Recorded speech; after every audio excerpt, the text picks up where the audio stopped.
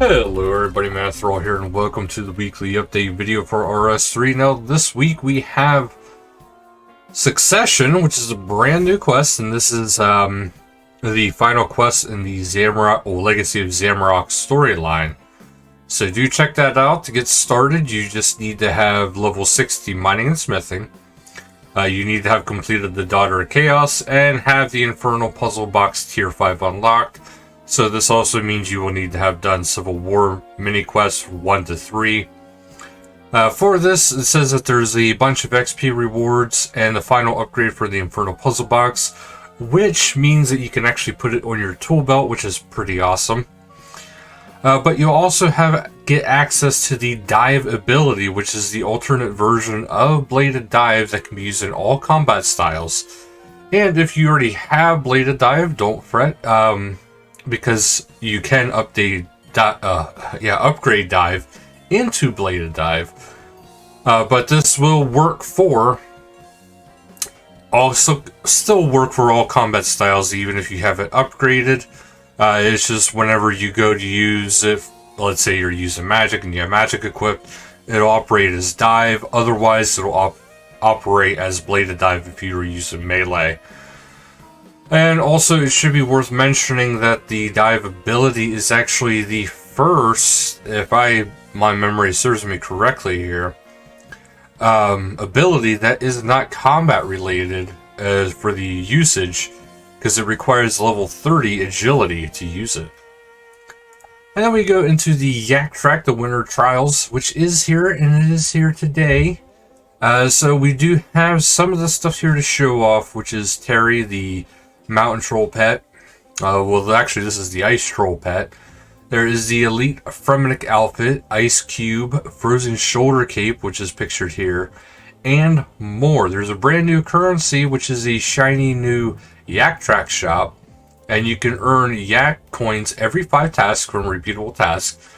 And then you can head to the shop and browse the cosmetic entries from Yak Track 2 all the way up to 10. So those for you who missed out and you wanted something really badly from the previous Yak Tracks, this is your way to be able to get it without having to use up all your oddments as well.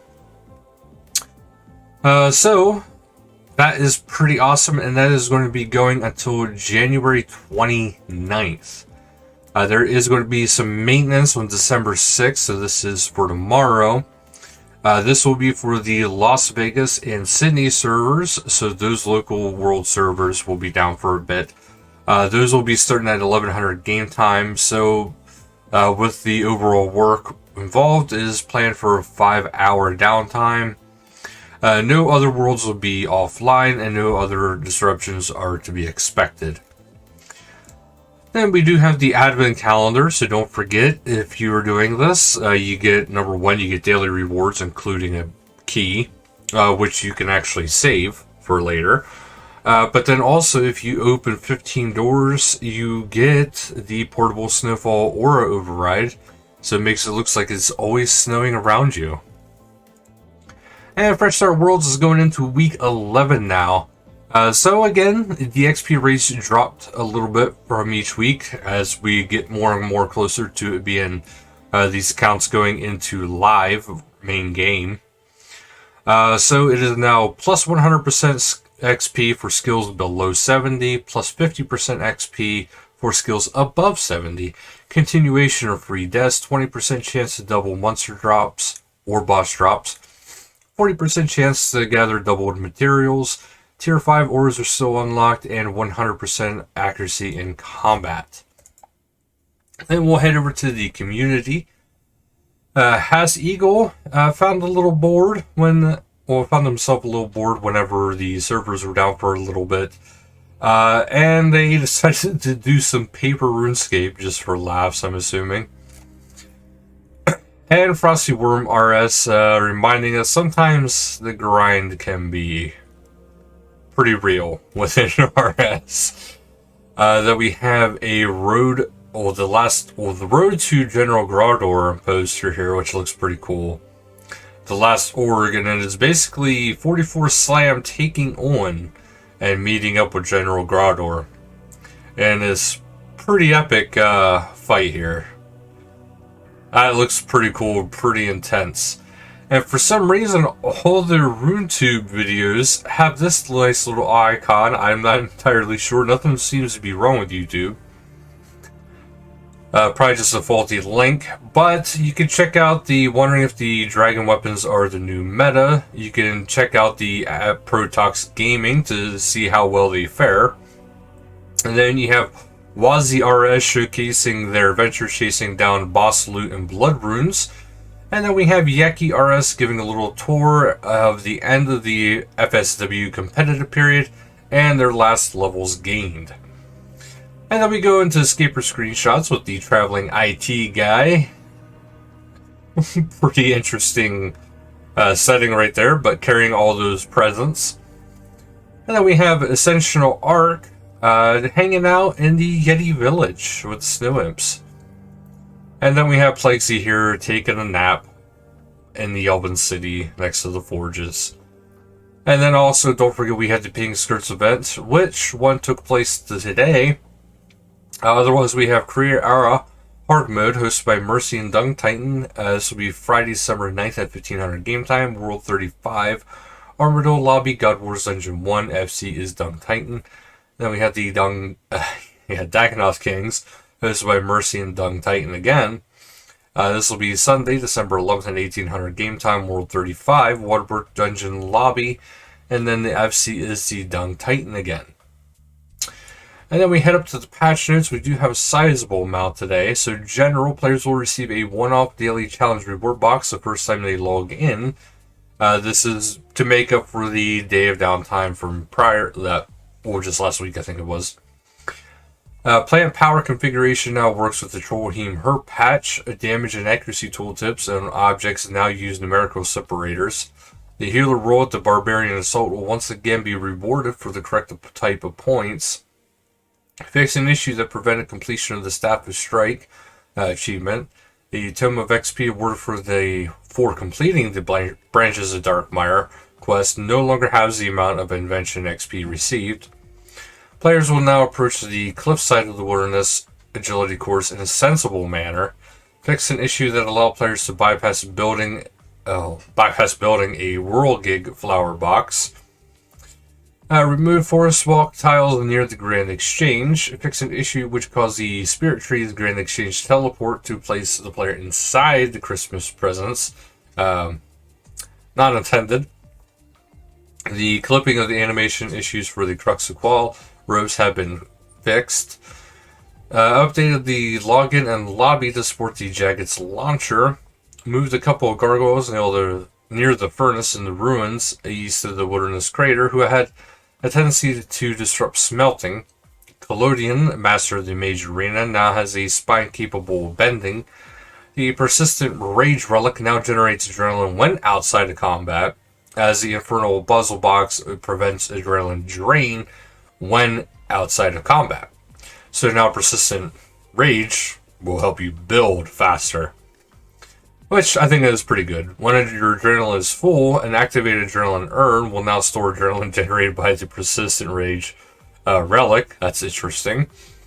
The Escape and Surge abilities now require 30 agility instead of 30 ranged and mage respectively, so that movement abilities do not require combat skills. I find that very interesting there. A graphical update, winter is coming. And Mod Black Witch has been up to snow good over the frozen deep wilderness. She has updated the Mage Arena inside and out. Moderate ritual markers have been graphically updated. The Soul Altar and Magister's Boss Arena maps have been lighting improvement pass.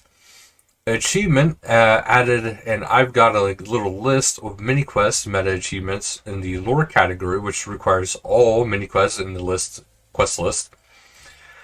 So the Completionist Cape and the Master Quest Cape now require this mini quest achievement. Instead of each listing individual mini quest achievements, this is to ensure Comp and Master Quest Cape consistently require all quests and mini quests.